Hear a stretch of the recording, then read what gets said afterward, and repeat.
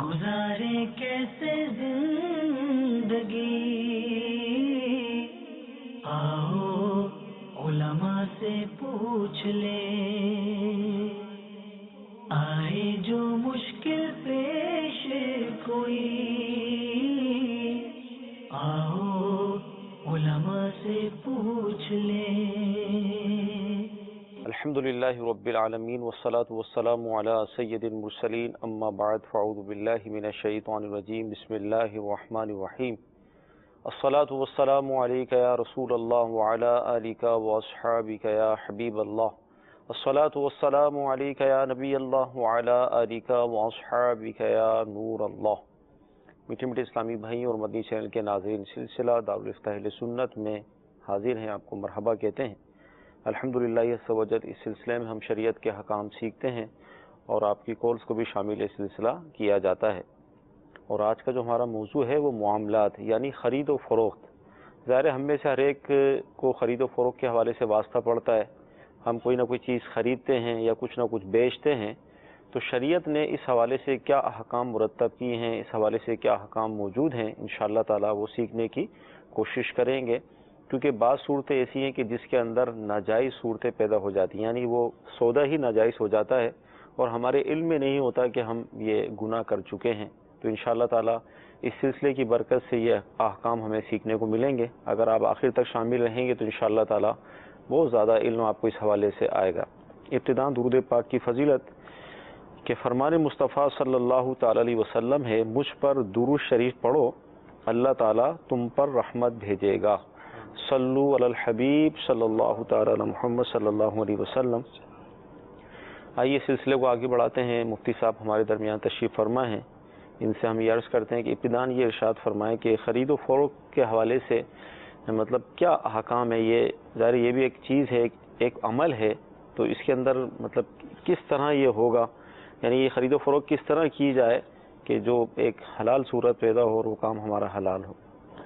الحمدللہ رب العالمین والصلاة والسلام علی سید الانبیاء والمرسلین، اما بعد فاعوذ باللہ من الشیطان الرجیم، بسم اللہ الرحمن الرحیم۔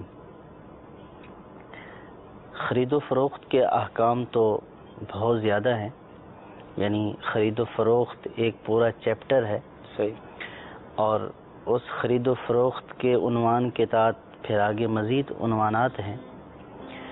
اور خرید و فروخت یہ اللہ تبارک و تعالیٰ کا یعنی کہ ہمارے اوپر کرم ہے کہ اللہ تبارک و تعالیٰ نے ہمارے لیے خرید و فروخت کو حلال قرار دیا۔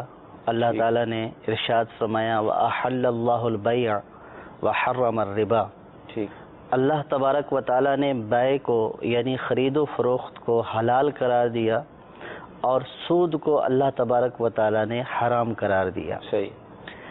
اگر دیکھا جائے تو سود میں بھی نفع کا حصول ہوتا ہے اور خرید و فروخت میں بھی نفع کا حصول ہوتا ہے، ٹھیک، لیکن فرق صرف یہ ہے کہ جو خرید و فروخت کا طریقہ ہے اللہ تبارک و تعالیٰ نے اس کو حلال کیا ہے، حلال فرمایا ہے، اور اس کا مخصوص طریقہ ہے اور اس کے مخصوص احکام ہیں، اور سود کو اللہ تبارک و تعالیٰ نے حرام قرار دیا ہے۔ اب دونوں میں فرق کیا ہے؟ جو خرید و فروخت ہوتی ہے اس کی تعریف یہ ہے کہ مال کے بدلے میں مال کا تبادلہ باہمی رضامندی سے، ٹھیک ہے، یعنی دو شخص جو ہے وہ اپنے مال کو ایکسچینج کرتے ہیں، ایک دوسرے سے تبادلہ کرتے ہیں باہمی رضامندی کے ساتھ۔ ٹھیک ہے، ادھر سے وہ مال دے رہا ہے، ادھر سے وہ اپنی رضامندی سے مال دے رہا ہے، تو اس عمل کو خرید و فروخت کہتے ہیں۔ ٹھیک ہے، اور جب یہ باہمی رضامندی سے ہوگا تو یہ بالکل جائز طریقے سے ہوگا، شرعاً اس میں کوئی حرج نہیں ہے۔ اب اس میں بیچنے والے نے، خریدنے والے نے جو نفع حاصل کیا ہے بغیر اپنی چیز کے عیب کو چھپائے ہوئے، بغیر کوئی جھوٹ بولے ہوئے، بغیر کسی دھوکہ دہی کے، تو اس نے ایک چیز بیچی ہے، سامنے والے نے خریدی ہے، تو بیچنے والے نے اپنی ملکیت کی چیز اس کے سپرد کی ہے، تو اپنی ملکیت والی چیز کسی کے سپرد کر دینا اس کو بائع بولتے ہیں. عربی میں بائع کا جو لفظ ہے یعنی فروخت کرنا، سیل کرنا، یعنی اپنی ملکیت والی چیز کسی کو بدلے میں دے دینا، یہ فروخت کرنا کہلاتا ہے.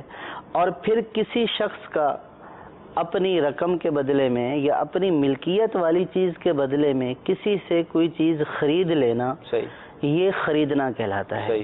تو خرید و فروخت یعنی ایک بیچتا ہے دوسرا خریدتا ہے. اب جس نے چیز بیچی ہے ظاہر یہی ہے کہ وہ نفع حاصل کرنے کے لیے بیچتا ہے یا اپنی ضرورت کے لیے بیچتا ہے، اور خریدنے والا بھی اپنا نفع حاصل کرنے کے لیے خریدتا ہے.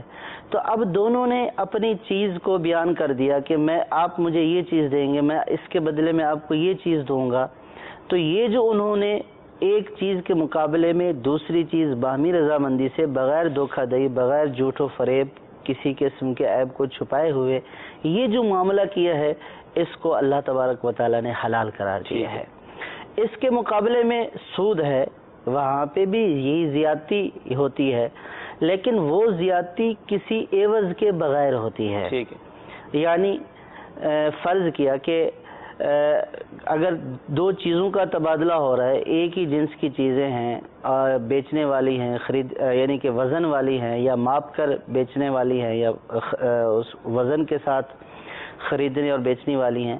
اب ایک طرف سے ایک ہی جنس کی چیز ہے، ایک 10 کلو فرض کیا 10 سیر دیے اور اس کے بدلے میں 12 سیر لے لیے. اب یہ ہوا کہ 10 سیر کے بدلے میں تو 10 سیر آ گئے. اب یہ جو اس کے اوپر زیادتی ہوئی تو یہ زیادتی کسی چیز کا عوض نہیں ہے. اسی طرح جو قرض دیتے ہیں اس کے اوپر نفع حاصل کرتے ہیں تو اس میں یہی کہا جاتا ہے کہ جو آپ نے دیا ہے وہ تو آپ نے واپس لے لیا ہے، اب جو آپ اس کے اوپر لے رہے ہیں وہ کس چیز کا نفع لے رہے ہیں. تو فرق بس یہی ہے کہ اللہ تبارک و تعالیٰ نے بیع کو حلال قرار دیا کیونکہ بیع میں جو زیادتی ہوتی ہے وہ کسی چیز کے مقابلے میں ہوتی ہے، اور سود میں جو زیادتی ہوتی ہے وہ کسی چیز کے مقابلے میں نہیں ہوتی ہے. اب یہ دیکھیں کہ یہ اللہ تبارک و تعالیٰ کا ہمارے اوپر کرم ہے، یہ اللہ تبارک و تعالیٰ کی رحمت ہے کہ اللہ تبارک و تعالیٰ نے اس کائنات کو بنایا اور انسانوں کو اشرف المخلوقات بنایا. اب ہر انسان کی ایک حاجت نہیں ہے، ایک ضرورت نہیں ہے، انسان کی مختلف حاجات اور ضروریات ہیں. اپنی زندگی بسر کرنے کے لیے اللہ تبارک و تعالیٰ نے ہمیں یعنی کہ مدنی و طبع بنایا، یعنی ہماری طبیعت ایسی بنائی ہے کہ ہم باہمی معاشرے میں رہتے ہیں اور معاشرے میں رہنا ہم پسند کرتے ہیں. تو جب ہم معاشرے میں رہتے ہیں یا معاشرے کے بغیر بھی رہیں تو تب ہماری بہت ساری ضروریات ہیں. ہمیں کھانا بھی ہے، ہمیں پہننا بھی ہے، ہمیں لیٹنے کے لیے بستر بھی چاہیے، اور ہمیں بیماری میں دوا بھی چاہیے، ہمیں کھانے کے لیے مختلف اقسام چاہیے. ہر شخص اپنی ضرورت کی چیز خود پیدا کرے یہ بظاہر ناممکن ہے. یعنی ایک شخص ہے فرض کیا کسان ہے کہ اب وہ اگر گندم بوتا ہے تو اب گندم بونے کے لیے اس کو آلات کی ضرورت ہے. تو اب یہ ضروری نہیں ہے کہ اگر وہ گندم بوتا ہے تو اس کے ہل بھی خود بنائے، پھر ہل کے لیے ٹریکٹر وہ بھی خود بنائے. تو یہ سارے کام اس کے بس کی بات نہیں ہے.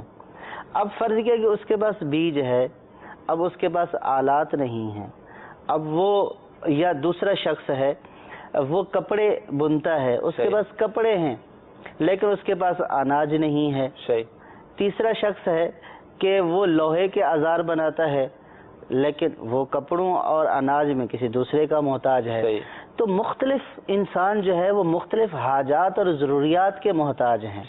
تو اللہ تبارک و تعالیٰ نے ہمارے لیے اس بیع کو حلال کیا، یعنی خرید و فروخت کو حلال کیا کہ اگر آپ کے پاس ایک چیز ہے اور آپ کو دوسری چیز کی ضرورت ہے تو آپ اس کو دو طریقے سے ہی حاصل کریں گے.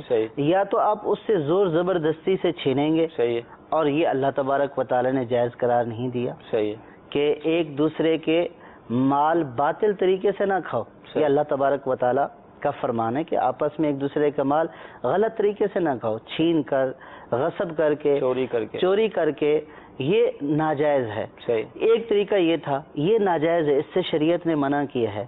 اور ایک طریقہ یہ ہے کہ ہمارے پاس جو ہماری حاجت سے زائد چیز ہے ہم وہ دیں اور اپنی حاجت والی چیز لیں. صحیح. تو اب اللہ تبارک و تعالیٰ نے جب ہمارے لیے اس خرید و فروخت کو حلال کر دیا تو یہ ہمارے لیے اللہ کا بہت بڑا احسان ہے کہ ہم نے اپنی حاجت سے زائد چیز یا جو چیز ہماری ملکیت میں تھی وہ ہم نے دے کر دوسرے سے اپنی حاجت کی چیز لے لی. تو اس کو اس کی ضرورت کی چیز مل گئی, مجھے میری ضرورت کی چیز مل گئی. اور یہ کس چیز سے حاصل ہوا ہمیں فائدہ؟ یہ اس خرید و فروخت کے ذریعے سے حاصل ہوا. تو اس اعتبار سے خرید و فروخت اللہ تبارک و تعالیٰ کی یعنی بہت بڑی نعمت ہے. اللہ تبارک و تعالیٰ نے اس کو ہمارے لیے مشروع قرار دیا ہے.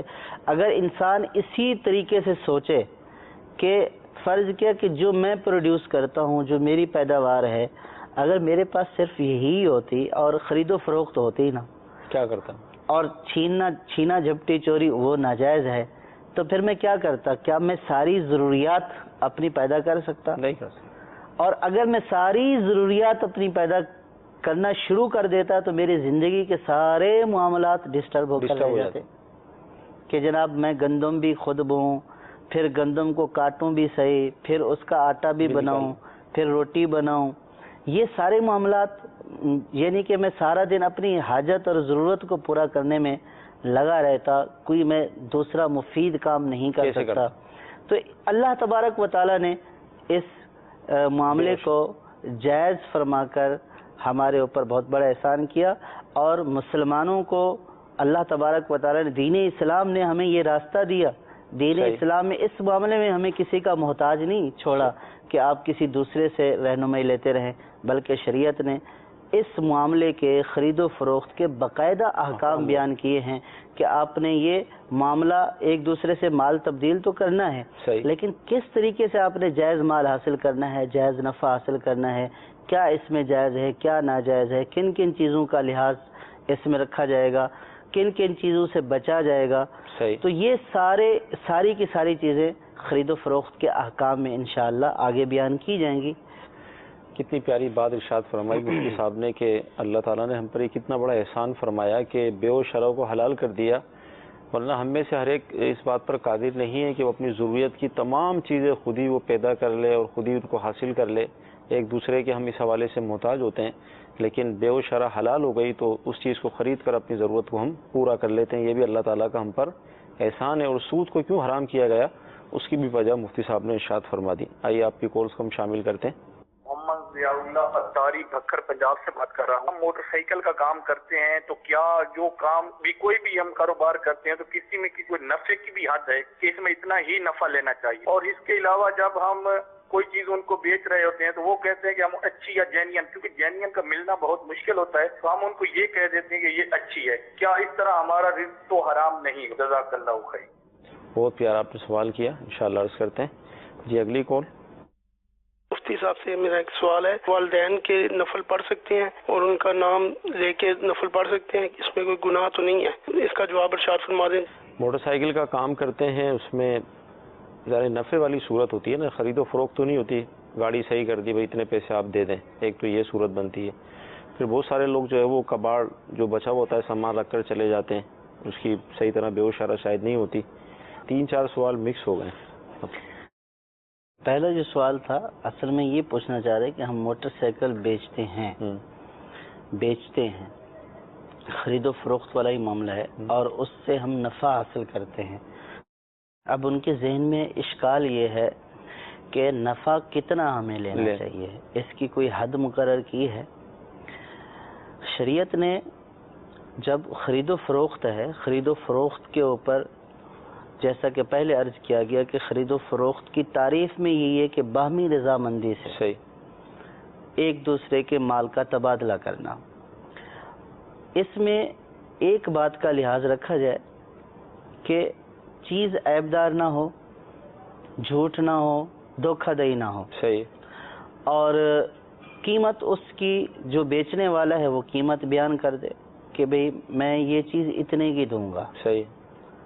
اب لینے والے کی مرضی ہے کہ لینے والے کو اگر وہ قیمت وارے آتی ہے ٹھیک ہے تو وہ اس چیز کو خرید لے. اگر وہ یہ سمجھتا ہے کہ چیز مہنگی ہے تو اس کو شریعت نے اختیار دیا ہے کہ وہ چیز نہ لے. یعنی کہ کسی سے کوئی چیز پوچھنے سے سامنے والے پر لازم نہیں ہو جاتا ہے کہ وہ اس کو خرید بھی لے. صحیح.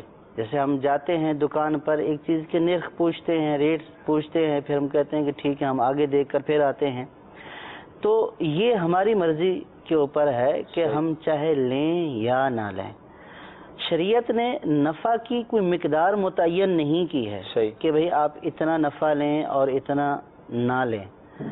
نفع آپ لے سکتے ہیں، آپ جو بھی چاہیں لے سکتے ہیں، لیکن اس میں جھوٹ، خیانت، دھوکے بازی اور جو ہے وہ عیب کو چھپانے والی صورت نہ ہو. ٹھیک ہے. تو آپ نفع جتنا چاہے لے سکتے ہیں. اب سامنے والے کی مرضی ہے، چاہے تو اس کو خریدے چاہے تو نہ خریدے. ٹھیک.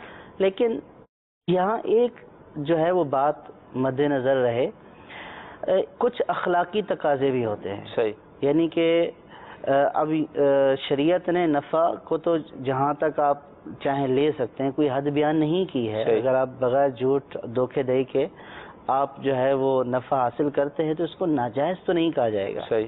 لیکن بعض اوقات ایسا ہوتا ہے کہ کوئی چیز انسان کو بہت زیادہ ضرورت ہوتی ہے. صحیح. اور جب جو ہے وہ ان لوگوں کو پتہ چلتا ہے، بیچنے والوں کو، وہ اس کی ضرورت ہے، تو وہ اس کے ریٹ جو ہے وہ عام ریٹ سے بڑھا دیتے ہیں. تو لوگ اس بات کو ناپسند کرتے ہیں، اگرچہ ہم اس کو ناجائز نہیں کہہ رہے، لیکن ایک اخلاقی تقاضا ہے.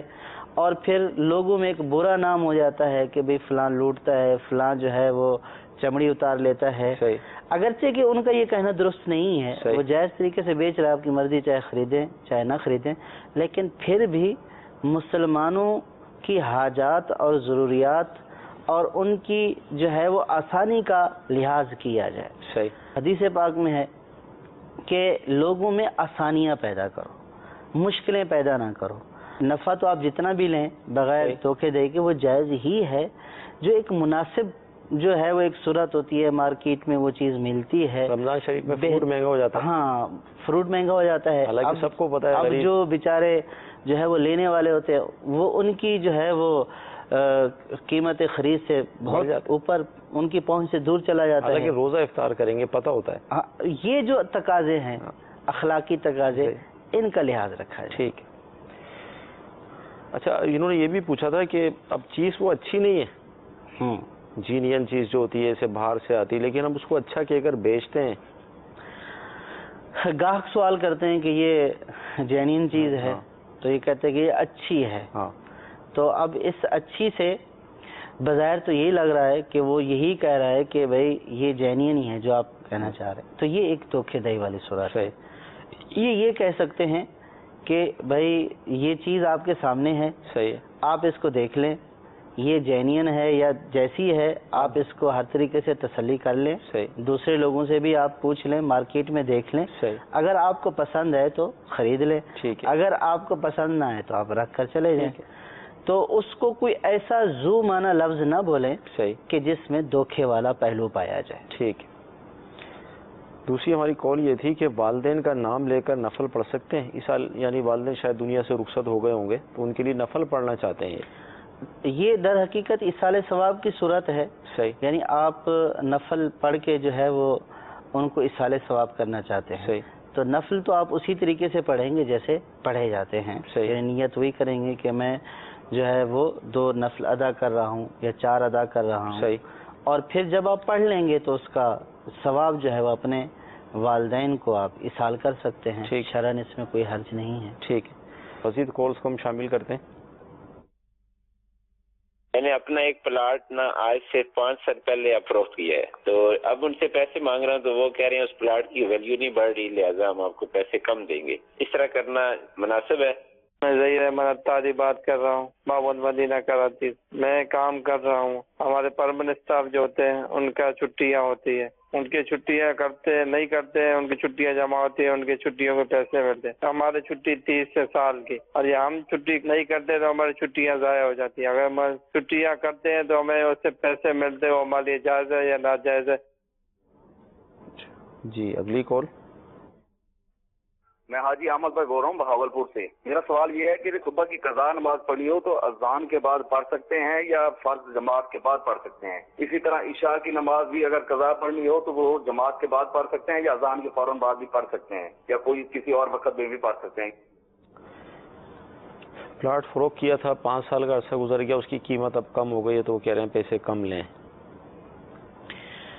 دیکھیے کہ جب خرید و فروخت مکمل ہو گئی ہے، صحیح، یعنی کہ سودا مکمل ہو گیا کہ بھئی میں نے یہ چیز آپ کو بیچ دی، سامنے والے نے وہ چیز خرید لی ہے، ٹھیک، تو اب میرے اوپر وہ چیز دینا لازم ہو چکا، صحیح، اور ان کو اس چیز کے مقابلے میں قیمت دینی مجھے لازم ہو گئی. صحیح. تو اب میں نے جب چیز جو ہے وہ ان کو بیچ دی ہے، اس کی قیمت طے ہو چکی ہے، اب سامنے والے کا یہ مطالبہ کرنا کہ اس کی ویلیو نہیں بڑھ رہی، صحیح، تو آپ مجھ سے کم لیں، صحیح، یہ ایک درخواست تو ہو سکتی ہے، صحیح، لیکن یہ کہ ہم کم ہی دیں گے، صحیح، اس کی ویلیو کم ہو گئی، تو یہ جو بیچنے والا ہوتا ہے یہ کوئی اس بات کا ضامن تھوڑی ہوتا ہے کہ آپ جس کو آگے بیچیں گے پھر وہ آگے جس کو بیچے گا تو یہ اس سے بڑھ کر ہی قیمت میں بکتی جائے گی. جب اس نے چیز بیچ دی ہے اور آپ نے اپنی رضامندی کے ساتھ خرید لی ہے تو جو قیمت طے ہوئی ہے وہ قیمت دینے کا وہ خریدنے والا پابند ہے. صحیح. اب کسی سے یوں تو مطلب درخواست کی جا سکتی ہے کہ آپ اگر کچھ کم کر دیں، صحیح، تو یہ کم کرنے کی درخواست ہو سکتی ہے، لیکن سامنے والے کا یہ کہہ دینا کہ میں کم ہی دوں گا یہ ناجائز ہے. ٹھیک، یہ ایک مسلمان کے حق کو مارنا ہے. صحیح. اور یہ جو ہے وہ اس طرح معاشرے میں بکثرت ہوتا ہے. صحیح. خصوصاً یہ جو اسٹیٹ وغیرہ کا کام کرتے ہیں، یہ لوگوں سے لے لیتے ہیں، پھر لوگوں کو اس طرح جو ہے وہ پیسے دینے میں رلاتے رہتے ہیں، پھر یہ آفر کرتے ہیں کہ ٹھیک ہے جو آپ جو ہے وہ کم قیمت لے لیں تو ہم آپ کو فوراً دے دیں گے. تو یوں مجبور کر کے جو ہے وہ لوگوں کو کم پیسے دے دیتے ہیں. صحیح. اور وہ بھی مجبوری کے عالم میں کہ چلو ٹوٹل کل نہیں مل رہے تو تھوڑے بہت جتنے مل رہے ہیں ان کو لے لیں. تو یہ جو طریقہ ہے یہ ناجائز و حرام ہے. بعض لوگ ایسا کرتے ہیں، سب یہ کام کرنے والا ایسا نہیں کرتے، لیکن بعض لوگ ایسا کرتے ہیں، لیکن جو قیمت طے ہو چکی خریدنے والا وہ قیمت دینے کا پابند ہے. صحیح. اللہ کرے کوئی ایسی مثال بھی ہمیں ملے کہ جب نفع ہو تو اس میں کہا جائے کہ میں نے آپ سے خریدا تھا اور اس میں اتنا نفع ہو گیا میں آپ کو زیادہ پیش کرتا ہوں. ہاں یہ بھی بیچنے والے کا اصل میں حق تو نہیں ہے، لیکن اگر بطور احسان مسلمان کو دے دیتا ہے کہ میں نے آپ سے چیز خریدی تھی اور الحمدللہ مجھے اس چیز سے اتنا نفع حاصل ہوا کہ جو میری توقع سے بڑھ کر ہے، تو لہٰذا بطور احسان میں کچھ پیسے آپ کو ویسے ہی تحفتاً دے رہا ہوں، تو اس دینے میں بھی کوئی حرج نہیں ہے. صحیح. اچھا دوسرے ہمارے کالر یہ تھے کہ یہ پرماننٹ نہیں ہے، غالباً عارضی طور پر رکھا گیا ہوگا، ان کو بھی 30 چھٹیاں دی گئی ہیں سال کی، کر لیں تو ٹھیک ہے ورنہ اس کے پیسے نہیں ملیں گے، اور جو دیگر پرماننٹ ہوتے ہیں ان کو کر لیں تو ٹھیک ہے ورنہ پیسے ملتے ہیں. تو یہ شاید سمجھ رہے ہیں کہ ناجائز. مختلف اداروں میں چھٹیوں کے مختلف اصول ہوتے ہیں، یعنی کہ کچھ ازمائشی اداروں پر ہوتے ہیں، صحیح، یعنی کہ ان کا ایک پیریڈ ہوتا ہے کہ اس وقت جب تک وہ پرماننٹ نہیں ہوتے تو ان کو وہ مراعات حاصل نہیں ہوتی ہیں جو پرماننٹ ملازمین کو حاصل ہوتی ہیں. صحیح. تو پرماننٹ ملازمین کی بعض اوقات بعض اداروں میں چھٹیاں جمع ہوتی رہتی ہیں کہ اگر آپ نے سال میں چھٹیاں نہیں کی ہیں تو سال میں ایک فرض کیا کہ 60 چھٹیاں آپ کو الاؤ ہیں کہ آپ کر سکتے ہیں. چاہے آپ ایک ساتھ کریں، چاہے آپ جو ہے وہ ایک دو کر کے سال میں مختلف جو ہے وہ دنوں میں کر لیں. اگر آپ نے نہیں بھی کی تو آپ کی چھٹیاں جمع ہو جائیں گی، آپ ان کو اگلے سال بھی کر سکتے ہیں. بعض اداروں میں یہ اصول ہوتا ہے، بعض میں یہ ہے کہ سال تک آپ کر سکتے ہیں، سال کے بعد آپ یہ نہیں کر سکتے. نہیں کی ہیں آپ نے چھٹیاں تو آپ کو ان چھٹیوں کے پیسے دے دیے جائیں گے. تو جو سائل کا مسئلہ ہے وہ یہ ہے کہ وہ یہ کہہ رہے ہیں کہ میں پرماننٹ نہیں ہوں. اب ہماری جو چھٹیاں ہوتی ہیں جو ہمارے پیریڈ میں وہ 30 ہوتی ہیں، کر لیں تو ہمیں اس کے پیسے مل جاتے ہیں، نہیں کریں نہ پیسے ملتے ہیں اور نہ چھٹیاں ملتی ہیں، چھٹیاں ضائع ہو جاتی ہیں. تو اب یہ کہہ رہے ہیں کہ اگر میں جو ہے وہ چھٹیاں کر لوں اور اس کے پیسے لے لوں تو ان پیسوں کے لینے کے اوپر ان کو شک و شبہ ہو رہا ہے کہ یہ میرے لیے جائز ہے یا نہیں. تو جب آپ نے ایک ادارے سے کانٹریکٹ کیا ہے اور یہ طے ہے اور یہ ان کے ہاں مروج ہے، رائج ہے، تو اس کے لینے میں کوئی حرج نہیں ہے، جائز ہے. قضا نماز کا طریقہ پوچھنا چاہ رہے ہیں کہ صبح کی اذان یعنی فجر کی اذان کے بعد قضا پڑھ لیں، عشاء کی مثلا کل کی قضا تھی تو آج عشاء کی اذان کے بعد اس کو ہم پڑھ لیں۔ قضا جو ہے وہ مکروہ اوقات کے علاوہ صحیح تمام اوقات میں قضا نماز ادا کی جا سکتی ہے۔ صحیح 3 جو مکروہ اوقات ہیں ان میں ادا نہیں کی جا سکتی، صحیح۔ یعنی فجر سورج طلوع ہونے کے 20 منٹ کا یہ جو دورانیہ ہے صحیح۔ یہ مکروہ وقت ہے، اور ایک زوال کا وقت ہے تقریباً پونے گھنٹے کا ہوتا ہے، یہ مکروہ وقت ہے صحیح۔ دوپہر میں، اور ایک سورج غروب ہونے سے 20 منٹ پہلے کا ٹھیک۔ وقت ہے۔ تو یہ 3 مکروہ اوقات ہیں، ان میں سجدہ کرنا جائز نہیں ہے، سوائے عصر کی جو وقت ہے اگر اسی دن کی عصر کی نماز نہیں ادا کی ہے وہ پڑھ لیں۔ تو اس کو پڑھ سکتے ہیں، ٹھیک۔ کیونکہ قضا کرنا بہت بڑا گناہ ہے اور مکروہ وقت میں پڑھنا یہ اس سے کم ہے، صحیح۔ تو اس لیے نماز کو قضا نہیں کریں گے بلکہ اس وقت میں ادا کر لیں گے۔ ٹھیک۔ اس کے علاوہ جتنے بھی اوقات ہیں ان میں قضا ادا کرنا جائز ہے، صحیح۔ لیکن بعض مخصوص اوقات ہیں کہ جن میں نوافل پڑھنا جو ہے نوافل پڑھنے کی اجازت نہیں ہے، جیسے فجر کا جو وقت ہے، یعنی جب فجر کا وقت شروع ہوتا ہے تو اس میں سوائے فجر کی 2 سنتوں اور 2 فرض کے دیگر نوافل پڑھنے کی اجازت نہیں ہے، یعنی صرف فجر کی سنتیں پڑھ سکتے ہیں آپ، دیگر نوافل نہیں پڑھ سکتے۔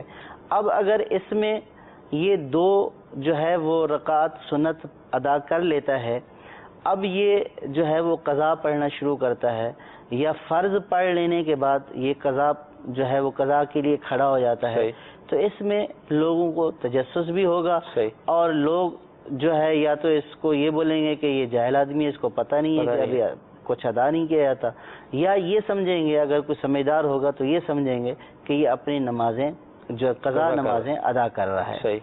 تو اب یہاں پہ جو یہ ادا کر رہا ہے تو گویا کہ یہ ادائیگی یہ اس بات کا اظہار ہو رہا ہے کہ اس کی نمازیں قضا ہو چکی ہیں۔ تو قضا نماز ادا کرتے ہوئے اس بات کا لحاظ رکھنا چاہیے کہ اس کا اظہار نہ ہو لوگوں کے اوپر، کیونکہ نماز کا قضا کرنا یہ گناہ ہے، اور اب یہ ظاہر کرنا کہ میں قضا ادا کر رہا ہوں یہ اس گناہ کا اظہار ہے جو یہ پہلے کر چکا ہے، یہ جائز نہیں ہے۔ تو اس میں احتیاط کرے، اگر گھر میں جا کر اکیلے پڑھ لیتا ہے فجر کے فرضوں کے بعد بھی سورج طلوع ہونے سے پہلے پہلے، تو اس وقت میں بھی جو ہے وہ قضا نماز ادا کی جا سکتی ہے۔ اسی طرح ایک عصر کا وقت ہے کہ عصر کے فرض ادا کرنے کے بعد نوافل نہیں پڑھ سکتے ہیں، تو اب اگر یہ فرض ادا کرنے کے بعد لوگوں کے سامنے یہ پڑھنا شروع کر دیتا ہے تو اس میں یہی ہوگا کہ یہ بھی ایک اظہار کی صورت ہے۔ اگر لوگوں کے سامنے نہیں پڑھتا ہے، اکیلے میں پڑھتا ہے تو کوئی حرج نہیں ہے، اور لوگوں کے سامنے بھی پڑھتا ہے لیکن اظہار نہیں ہو رہا ہے تو اس میں بھی کوئی حرج نہیں ہے۔ اسی لیے فقہاء نے فرمایا کہ اب اگر کوئی دن کے اوقات میں وتر کی قضا کر رہا ہے تو جب وہ دعائے قنوت پڑھے گا تو دعائے قنوت کے لیے تکبیر کہے گا، اللہ اکبر، تو وہ اس کے لیے ہاتھ اٹھائے گا، اور یہ جو ہاتھ اٹھانا ہوتا ہے نماز میں، یہ جو تکبیر ہے یہ صرف وتر میں ہوتی ہے، تو اس سے لوگوں کو اظہار ہوگا کہ اس کے وتر قضا ہو گئے تھے، یہ ان کو ادا کر رہا ہے۔ تو اب گویا کہ اس نے اس گناہ کا اظہار کیا یہ جو پہلے کر چکا ہے، تو یہ جائز نہیں۔ اس لیے فقہاء نے فرمایا کہ اگر یہ دن کے اوقات میں ادا کرتا ہے تو پھر اپنے ہاتھ نہیں اٹھائے، صرف تکبیر کہے، کیونکہ ہاتھ اٹھانا جو ہے وہ سنت ہے، تکبیر کہنا واجب ہے، تو صرف جو ہے وہ تکبیر کہے تاکہ واجب ادا ہو جائے۔ کس لیے؟ اس لیے کہ اس کے گناہ کا دوسروں کے اوپر اظہار نہ ہو۔ تو ان چیزوں کا، ان باتوں کا لحاظ کرتے ہوئے مکروہ اوقات کے علاوہ ہر وقت میں، چاہے وہ فجر کی قضا ہو، عشاء کی قضا ہو، اذان سے پہلے کا وقت ہو، اذان کے بعد کا وقت ہو، فرضوں سے پہلے کا وقت ہو، فرضوں کے بعد کا وقت ہو، تو ان تمام اوقات میں قضا نمازوں کو ادا کیا جا سکتا ہے۔ مدنی چینل کے ناظرین، کتنی خوبصورت بات ہے، غور فرمائیے کہ ہمارا مذہب اسلام کتنا خوبصورت مذہب ہے۔ اس بات کو بھی یہ پسند نہیں کرتا کہ اگر گناہ ہو جائے تو اس کا اظہار ہم اپنی ذات سے کریں۔ نماز اللہ ہی کے لیے پڑھی جاتی ہے، جس سے قضا ہو گئی اس سے گناہ ہوا، لیکن شریعت یہ منع کر رہی ہے کہ آپ اس کا اظہار سب کے سامنے نہ کریں. یعنی یہاں پر ہمیں یہ سیکھنے کو مل رہا ہے. اب اسے وطر کی مثال دی مفتی صاحب نے کہ ہاتھ اٹھانا سنت ہے، تو یہاں پر اس سنت کو ترک کر دے اور تکبیر کہے اور دعائے قنوت پڑھنا شروع کر دے، کیونکہ اگر دن میں وہ ایسا کرے گا تو لوگوں کو پتہ چل جائے گا کہ یہ اپنے وطر قضا کر رہا ہے، اور شریعت کو یہ بھی گوارا نہیں ہے. اور آج اگر ہمیں کسی کا ایک پتہ چل جاتا ہے تو ہم چار بیٹھ کر اس پر کلام کر رہے ہوتے ہیں، اس کی مطلب دھجیاں اڑا رہے ہوتے ہیں. حالانکہ شریعت، جبکہ وہ نماز ہی پڑھ رہا ہے، لیکن شریعت منع کر رہی ہے کہ آپ لوگوں کے سامنے اپنی نماز کو اس انداز میں قضا نہ کریں کہ جس سے آپ کے گناہ کا اظہار ہو. تو اس سے اندازہ لگائیں کہ ایک مسلمان کی عزت کتنی مطلب قیمتی ہے، اس کا کتنا تحفظ بیان کیا گیا. یہ تو آپ یہ فرما رہے ہیں کہ ہمیں پتہ چل جاتا ہے. صحیح. اس سے یہ پتہ چلا کہ شریعت ہماری ستر پوشی کر کرتی رہی ہے، لیکن اس شخص کے بارے میں آپ سوچئے کہ جس کو شریعت چھپا رہی ہے کہ بھی گناہ اپنے لوگوں کے سامنے ظاہر نہ ہو، تو جو خود بخود لوگوں کے سامنے اپنے گناہ کا اظہار کرتا ہے، کتنا نادان اور بے وقوف شخص ہے. صحیح. کہ شریعت اس کی پردہ پوشی کرتی ہے، لیکن جو شخص خود اپنے گناہ بیان کرتا ہے وہ کتنا نادان ہے.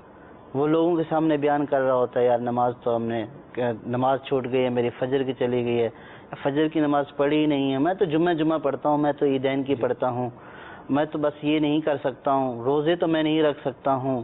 لوگوں کے سامنے کھا پی رہا ہوتا ہے. تو شریعت ہماری پردہ پوشی کرے اور ہم اپنے گناہوں کا اظہار کریں. کتنی نادانی اور بے وقوفی والی بات ہے یہ. ہمارے سلسلے کا وقت ختم ہونے والا ہے، آخر میں کال کو ہم شامل کر لیتے ہیں. محمد عثمان، پوچھنا یہ تھا کہ جب لوگ سامان لے جاتے ہیں تو ادھار بھی لے کر جاتے ہیں، اس میں ریٹ کچھ بندہ اوپر لگا سکتا ہے یا نہیں، وہ جائز ہے یا غلط ہے؟ انشاءاللہ. یا اگلی کال. محمد رفیق اتاری گجا خان سے. عارض کا کام کرتا ہوں تو اس میں کمیشن لیتے ہیں، تو کمیشن لینا کیسا ہے؟ سامان بعض ادھار بھی لے جاتے ہیں، اس میں قیمت بڑھا دیتے ہیں. قیمت بڑھانا تو کوئی گناہ والی بات نہیں ہے. صحیح. لیکن جس کو آپ سودا بیچ رہے ہیں اس کو بتا دیں کہ اس کی اتنی قیمت ہے. صحیح. اور وہ قیمت پھر وہی متعین رہے. اس میں یہ نہ ہو کہ وہ یہ بولے کہ میں 2 مہینے بعد فرض کیا 10 روپے کی چیز ہے، اب میں 15 میں یہ چیز لے رہا ہوں. صحیح. 2 مہینے کے ادھار پر، تو یہ 2 مہینے سے 4 بھی ہو جائیں تو یہ 15 روپے کی ہوگی، قیمت بڑھے گی نہیں. صحیح. تو ایک قیمت طے ہو گئی ہے اور وہ ادھار کے ساتھ بھلے زیادہ پیسوں کے ساتھ ہے، اس کو بتا دیا تو قیمت بڑھا کر یہ چیز ادھار بیچنے میں حرج نہیں ہے. لیکن قیمت متعین ہو اور وقت وہ جو مدت طے ہوئی اگر اس میں ادا نہیں کر سکا تو مزید قیمت بڑھے بھی نہیں، وہی قیمت رہے تو جائز ہے. ٹھیک ہے. کمیشن کے حوالے سے انہوں نے پوچھا.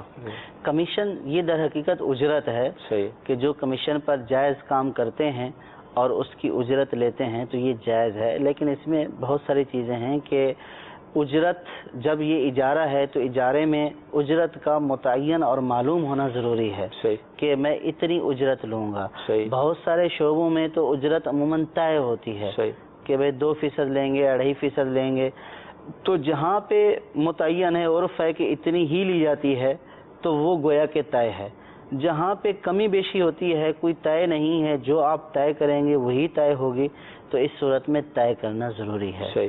کیونکہ جب آپ اجرت طے نہیں کریں گے تو اب یہ اجارہ فاسدہ ناجائز اور گناہ ہو جائے گا. صحیح. تو اس لیے کمیشن ایجنٹ کوئی کام جائز جو کر رہا ہے اس کا کمیشن اس نے لینا ہے تو اس کی اجرت متعین کر لے کہ بھئی میں اتنی یہ کام کر کے دوں گا اور اس کی اتنی اجرت لوں گا. تو اب جب اس نے وہ کام کر کے دیا تو اس کی وہ متعینہ اجرت لینا جائز ہے. ٹھیک. مدی چینل کے ناظرین، خرید و فروخت کے حوالے سے آج کا ہمارا سلسلہ ہوا، اور یاد رہے کہ یہ ابھی سلسلہ کمپلیٹ ہوا نہیں ہے، ابھی بہت سارے مسائل اس حوالے سے باقی ہیں. اللہ تعالیٰ کی بارگاہ میں دعا کرتے ہیں کہ اللہ عز و جل آج کا ہمارا سلسلہ اپنی بارگاہ میں قبول فرمائے. جو ہم نے سنا ہے، جو سیکھا ہے، اس پر عمل کرنے کی توفیق عطا فرمائے. آمین. صلو علی الحبیب صلی اللہ علیہ وسلم. گزارے کیسے زندگی، آؤ علماء سے پوچھ لیں. آئے جو مشکل پیش کوئی